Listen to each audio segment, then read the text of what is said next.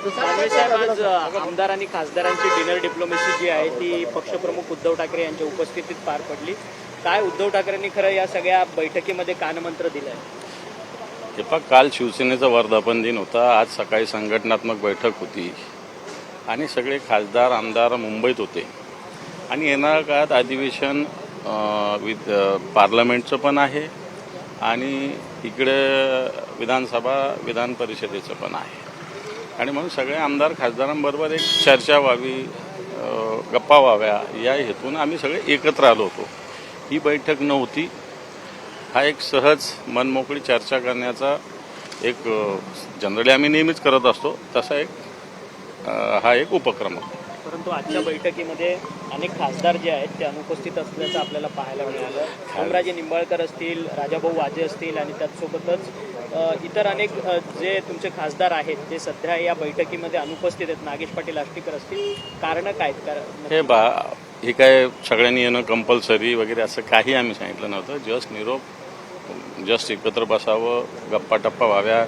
मग आम्ही बाकी ठिकाणी बसत असताना एक बैठका नेहमीचं पॉलिटिकल त्याच्यापेक्षा वेगळ्या गप्पा व्हाव्या हा आजचा उद्देश होता. त्यामुळे एखादा खासदार किंवा एखादा आमदार गैरहजर असला, इथं काय हजेरी असलीच पाहिजे असं काही आम्ही कोणाला सांगितलेलं नव्हतं. या शक्य असेल तर सगळ्यांनी यावं असं आमचं आजच्या या बैठकीचा मानस होता. अधिवेशनाच्या पार्श्वभूमीवरती काही सूचना आज कोणत्याही सूचना नाही. पावसाळी अधिवेशनाच्या संदर्भात स्वतंत्र बैठका होतील, महाविकास आघाडीच्या होतील, शिवसेनेच्या होतील.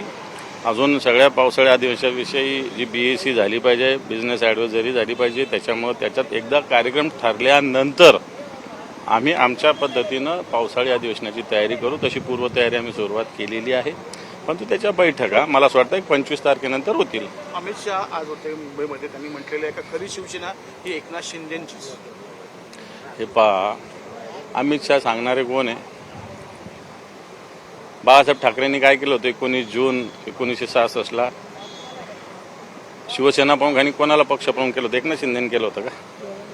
मग अमित शहा कोण सांगणार आहे? जी भारतीय जनता पार्टी एकनाथ शिंदेंच्या पक्षाचे निवडून आलेले लोक आहे त्यांच्यासमोर एकूण एक माणसं उभे करते, त्याच्यातले जे प्रतिस्पर्धी त्यांना पक्षात घेते. पुढच्या काळात 2029ला भारतीय जनता पार्टी स्वबळा निवडून येणार म्हणते आणि मग हीच बाळासाहेबांची शिवसेना असेल तर तिला हरवण्यासाठी तुम्ही सगळं करताय का?